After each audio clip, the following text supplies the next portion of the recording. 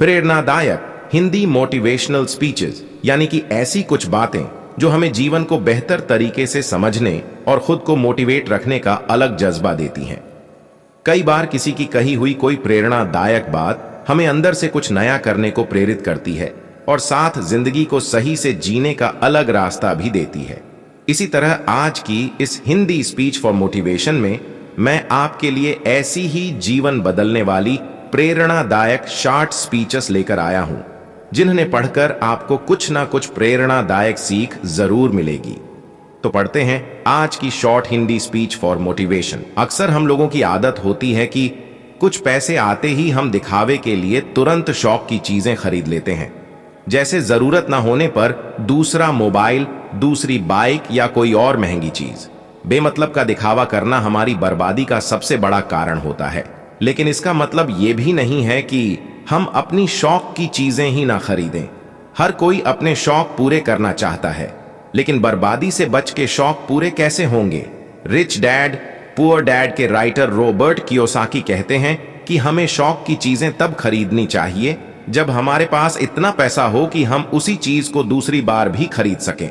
जैसे अगर आपको 1 लाख का आईफोन खरीदना है तो आपके पास 2 लाख रुपए होने चाहिए, लेकिन हम 1 लाख रुपए होने के बाद 1 लाख का ही मोबाइल ले लेते हैं और फिर रुपए ना होने का रोना रोते रहते हैं। अपना सारा पैसा शौक की चीजों में उड़ा देना बेवकूफी है। अक्सर कुछ लोगों की आदत होती है कि बिना कोई बात समझे वो किसी के भी बारे में अपनी राय बना लेते हैं। आप भले ही किसी के बारे में अच्छी राय रखें या फिर गलत, लेकिन ऐसी सोच का होना सही नहीं है। हम सबकी जिंदगी अलग है और हर किसी की परेशानियां और खुशियां भी अलग हैं। 2 अलग तरह के लोगों का जीवन कभी एक समान नहीं हो सकता। किसी को भी बिना जाने पहचाने अच्छा या गलत मान लेना ये सही नहीं है। हम सबको यह समझने की जरूरत है कि हर व्यक्ति का अपना एक अलग कैरेक्टर होता है और जो डिसीजन किसी एक के लिए ठीक हो वह दूसरे के लिए भी उतना ही सही बैठे, ये जरूरी नहीं है। आपके विचार और प्रिंसिपल्स चाहे कितने भी सही क्यों ना हो, उन्हें दूसरों पर जबरदस्ती थोपने का कोई फायदा नहीं होता। इसकी बजाय बेहतर होगा कि आप पहले लोगों को जानें और जो जैसा है उसे उसी रूप में एक्सेप्ट करें। ऐसा करने पर जिन लोगों से हमारे विचार मिलते हैं वह हमेशा के लिए हमसे जुड़ जाते हैं और जिनसे हमारे विचार नहीं मिल पाते वह अपने अलग रास्ते पर निकल जाते हैं। मोटिवेशन एक एनर्जी है और बिना एनर्जी के किसी काम को करना मुश्किल होता है। कई बार मोटिवेशन की कमी के कारण हम वहीं अटक कर रह जाते हैं जहां से हमने किसी काम की शुरुआत की होती है। उस वक्त हमें यह समझ नहीं आता कि हम खुद को आगे कैसे बढ़ाएं। ऐसे समय में काम आता है डिसिप्लिन। समय पर अपने कामों को करते रहना हमें इधर उधर की चीजों में भटकने से बचा लेता है। हमारा मोटिवेशन डाउन इसलिए होता है क्योंकि हम काम करना बहुत जल्दी छोड़ देते हैं और रिजल्ट के पीछे भागने लगते हैं, और जब हमें रिजल्ट नहीं दिखता तो हम डीमोटिवेटेड हो जाते हैं। खुद को प्रेरित रखने के लिए सबसे पहले हमें अनुशासन में रहना और काम करना सीखना होगा।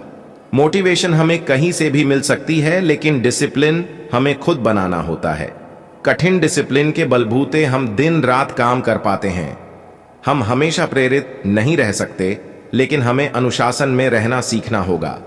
एक बार जेफ बेजोस को पता चला कि अमेजॉन में कई कस्टमर शिकायत कर रहे हैं कि अमेजॉन के कर्मचारी ठीक से सर्विस नहीं देते और कस्टमर की प्रॉब्लम्स को दूर भी नहीं करते। इसलिए जेफ बेजोस ने सभी कर्मचारियों को एक नोटिस पास कर दिया कि अमेजॉन अपने कर्मचारियों को सिर्फ जॉब छोड़ने के 3.7 लाख रुपए देगा और जॉब छोड़ने वाला व्यक्ति अमेजॉन में फिर कभी जॉब नहीं कर पाएगा। इस नोटिस के आते ही अमेजॉन के 10 कर्मचारियों ने जॉब छोड़ दी। जेफ बेजोस नहीं चाहते थे कि कोई भी व्यक्ति जबरदस्ती अमेजॉन में काम करके कंपनी को डुबा दे। दोस्तों, ऐसे ही कुछ लोग हमारे आसपास भी होते हैं जो कहने को और दिखाने को तो हमारे साथ होते हैं, लेकिन वो पीठ पीछे हमें ही बर्बाद करने की कोशिश करते हैं। समय रहते ऐसे लोगों की पहचान कर लेनी चाहिए और जितनी जल्दी हो उनसे पीछा भी छुड़ा लेने चाहिए। जब हम अपने काम में कुछ चेंज करते हैं तो उस काम के लिए मन को एकाग्र कर पाना बहुत मुश्किल होता है। काम करने के लिए जरूरी फोकस बन नहीं पाता। हमारे माइंड में बेचैनियों की जगह जितनी ज्यादा होगी, फोकस के लिए जगह उतनी ही कम हो जाएगी। बेहतर है कुछ समय निकालकर गहरी सांसें लें, अपनी बेचैनियों को खुला छोड़ दें और मन को शांत करने की कोशिश करें।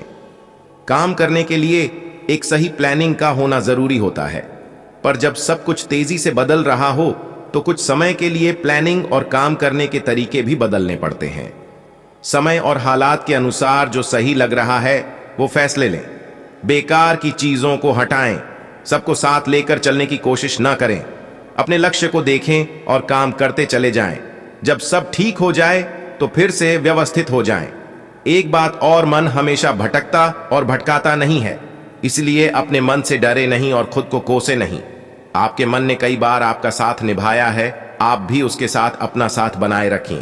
कभी कभी जीवन में कुछ ऐसा हो जाता है जिसको सुधारना उस वक्त हमारे वश में नहीं होता, इसलिए ऐसी किसी भी समस्या पर ज्यादा चिंता ना करें जिसके बारे में आप कुछ कर नहीं सकते।